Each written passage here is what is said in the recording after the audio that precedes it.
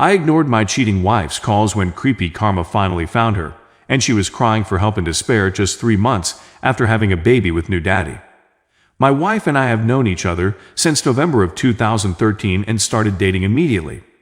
At the time of typing this, I'm 28 and she's 24. We met when she was 17, and I was 21. 1 year and it got kind of rocky, but we put it back together and stuck with it. We got married on May 16 of 2016. We had our baby boy 2 years ago. Just days ago, she told me she was seeing another man and that it was physical. She had been seeing him for 3 weeks at that point. I asked her if she thought I should leave, and if I should take our son with me. She nodded, so I just went into the other room and went to bed, just in shock, stared at the ceiling the entire next day in between taking care of our son. The next day, I threw what I could in my car and left. I want to clarify that I have a terrible drinking problem, and it has consumed me. And now that it has ruined my life, I can't let it ruin my son's life. I'll be going to meetings immediately. We've been happy together all these years, made sacrifices for one another, and have enjoyed each other. We lived in a city for 3 years after we got married as she was advancing her career. I was managing a retail store and making really good money. She was managing a restaurant and she was making really good money, but we never saved. We've always been terrible with our spending. On Valentine's Day 2017, we tried for a baby and got pregnant on the first try. Our debts were piling up and we had no health insurance. I quit my managing jobs so I could get a different job and qualify for insurance for her. You never know what can happen during a pregnancy. We decided she should keep her since she loved her job and is very passionate about it. I got another job and got insurance. That November, we welcomed our son into the world on her due date. Happy and healthy. The birth was natural, and I held her hand through the entire process and watched my son enter this world and even cut the cord. We were so happy and so in love. Once the insurance paid out, I quit the job because it was awful and went back to the same company I was working for. Our debts continued piling up, and we wound up with a Chapter 13 bankruptcy. We were surviving, though. We just lived our lives for a year and a half after that and loved each other and raised our son. She begged me to move to another city for another job offer with the same company and a substantial pay raise. I told her I didn't want to give up what we had there. But she continued pushing, and 3 months later I finally said duck it and gave in and told her we could move once again and start over in the new city. I gave up everything I loved about what I was doing there in our home that we both loved. We had so much room there in a fenced yard for our son. We moved 5 months ago and I just wound up working for her for simplicity's sake since we were having such a hard time finding a good reliable daycare. There were days where we just worked opposite shifts just to make it work. I felt less of a man and fell into a deep depression, became cold and distant to her, and eventually we only had sex once a few weeks. I stopped taking the time to look her in the eyes, hugging her, kissing her, touching her. We became almost like roommates with a kid. We never talked about it though. She ignored me too. But I know she could see the sadness in my eyes. But she just seemed so happy with what she was doing. And I couldn't just walk away from that or tell her we needed to go somewhere else. Our apartment was abysmally small, like tiny. We had nowhere to enjoy each other's company like we used to, nowhere for our son just to play and run and laugh. So cramped, I should have done something, gone to a counselor, tried to find a job I loved, but I just rotted. They're drowning myself in the bottle every day. I did all the housework, the laundry, dishes, meals, and taking care of our son. I was a drone just grinding through the days. She said she felt dead inside when she told me my D-Day. She felt nothing and just had to go and feel again. I died a little inside that day. I completely shut her out and walked away. It took me a couple of days to wake up, but I fought for her, offer forgiveness, offered to try to find religion with her as an atheist, and she's a Lutheran, told her I'd do anything to keep her in my life, to get help for my drinking as I should have years ago. I just wish she would have given me an ultimatum before having an affair. She's already walked away though. My heart and soul are so broken right now, and I'm having a hard time holding it together. And I just want to drink. So fucking bad, but I can't. I have to do this for my son. I've got a job, a place to live, and I've got my son. I told her I could forgive her, and we could rebuild our lives together. I could give up the bottle, focus on us. I've made so many mistakes. I gave her the same ultimatum she should have given to me a month ago, 2 days ago, and she chose him. I've been asleep for so long, and I woke up this week. It's been hell. I can't stop throwing up. I've been having random panic attacks and breakdowns. I was thinking about editing all the screenshots, removing names and places, and just sharing them with you all. In those messages, I tried to win her back. She even had the gall to post on Facebook that she was in a relationship after I changed mine to separate. I'm over here reaching out to her and trying so hard, and she's already moved on.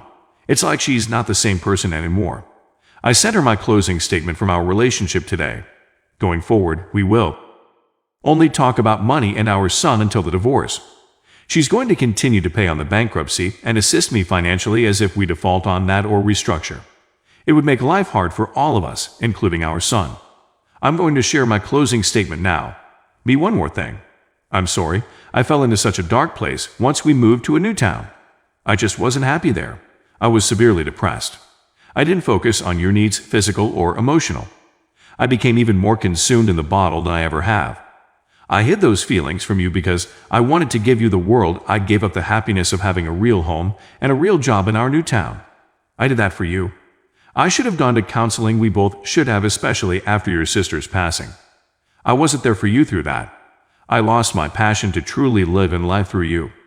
I cannot change the things I've done or the choices I've made, but I'm truly happy you found a spark of joy in your life. And that will keep me going, along with the joy I find through being with our son every day. I've even already considered attempting to find another woman to love, but I can't do that. It won't be love. It will be empty, won't help anything, and it's wrong, and it's not fair to our son. I've hung all of our pictures here to remind me of the love we had when we truly loved each other, and I'll keep moving forward to make sure our son is loved, happy, and healthy. I'm going to find a counselor soon and just talk to someone. But I also want you to never forget there is no justifying the choices you made either. And you can hate me for that.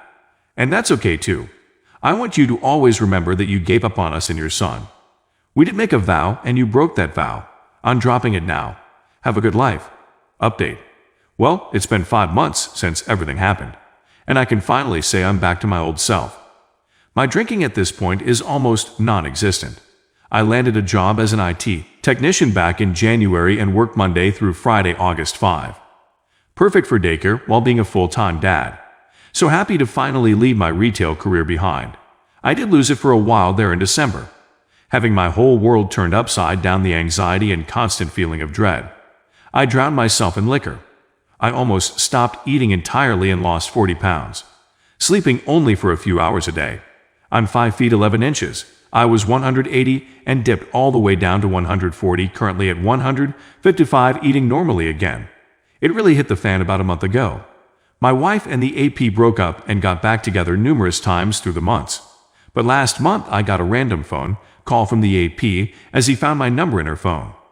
He was going on about how she was lying to him about still talking to me. Obviously, we still talk. We have a child together. He called me to tell me that he was done with her and that she's pregnant.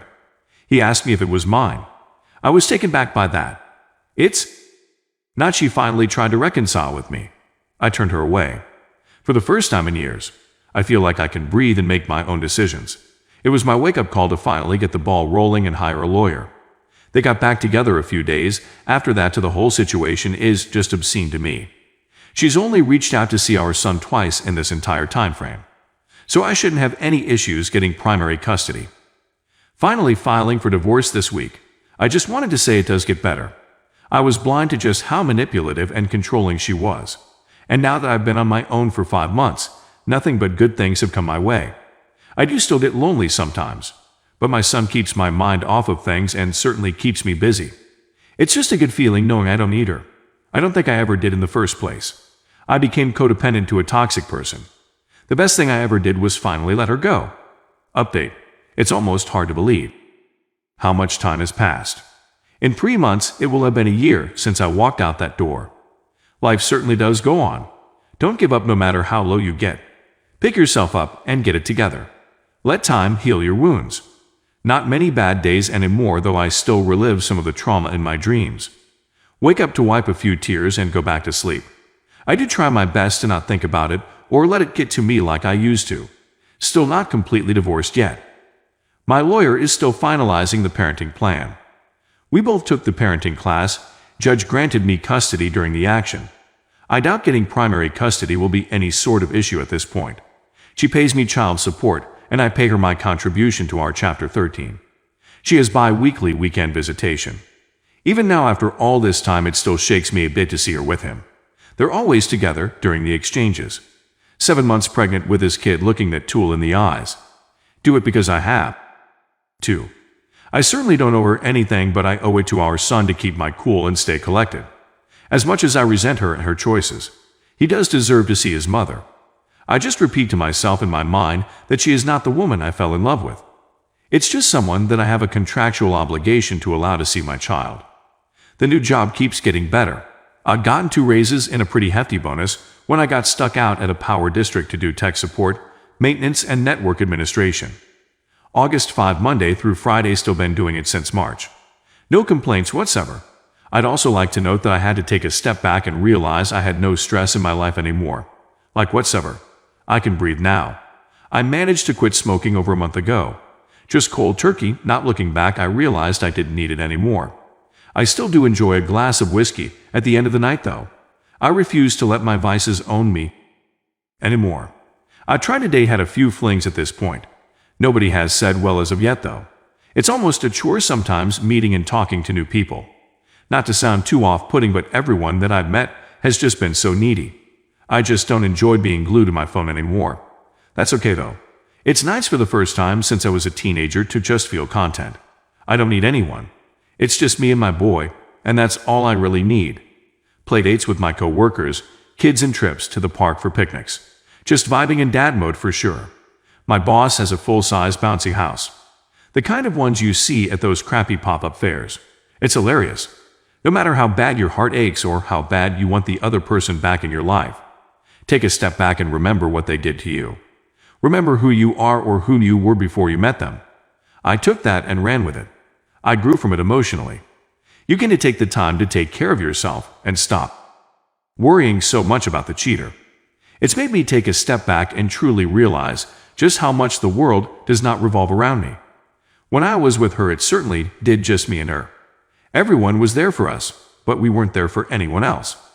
Now she's cut off over half our family for this guy, the family of which I still talk to. Doesn't slap the same though, hanging out with my father-in-law and brothers-in-law. Well, like I said, I just wanted to check in. I'll probably make another post after the divorce is final and let you all know if anything dumb happens. Right now my life is just on cruise control, and I'm doing very well. To everyone that reads this, that's going through what I did, it does get better with time. Don't chase the solution in the moment, you'll regret it later. Take this time to allow yourself to become a better person. Also forgive my crappy grammar update. Well, a few weeks ago she had the kid, had to drive a couple of hours to the hospital. She was at to sign paperwork stating that I'm not the father. I haven't really been feeling right since she's been on maternity leave and asked to have our son stay with her for a week. I allowed it. This is the first time I've been away from my child for more than a couple of days. I feel completely out of sync with my routine. Then my dad texted me this morning and said that she must be going for the Mother of the Year award with how many photos she's posting. I know it's just her form of self-validation, being the perfect mother. I don't think it should bother me, but like hell it does. I almost feel disgusted with myself that it does though. I'm unsure if I'm in some sort of regression.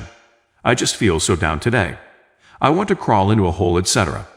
I just have to get the DNA test done to show the court that it's not my kid and it'll be over. My lawyer is collaborating with her to get it scheduled. It's almost been a year, 20 days until my 1-year anniversary of D-Day. It's getting to the point where I won't keep replaying it all in my head at night staring at the ceiling. I don't know. I'm doing good, but I just feel numb. I feel I could ramble about it more. I just wanted to talk about it. Thank you all update. Well, guys, it finally happened. She was offended by him and he was arrested. She's tried calling me multiple times, and I just ignored the calls. Told her to either text me or email me. I have the police report in front of me.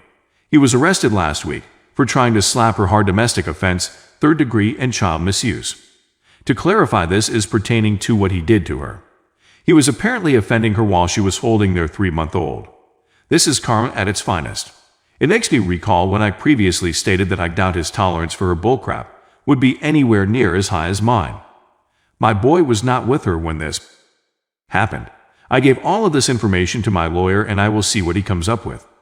Also got my DNA swab finally sent off yesterday. Almost time to put this all behind me. Things are still going great for me, and the boy got him enrolled in preschool to start in the fall. Still doing systems/network admin at the power district, and I just got my own place. A whole house for just me and the boy. Life's on easy mode. We've been working hard locking down potty training, and the little guy is really getting the hang of it. Still haven't met anyone worth investing my time in. More or less just putting that on the back burner for now. I have no desire to be with anyone and I'm enjoying my nice, quiet, easy life. I'm almost divorced. Nowhere to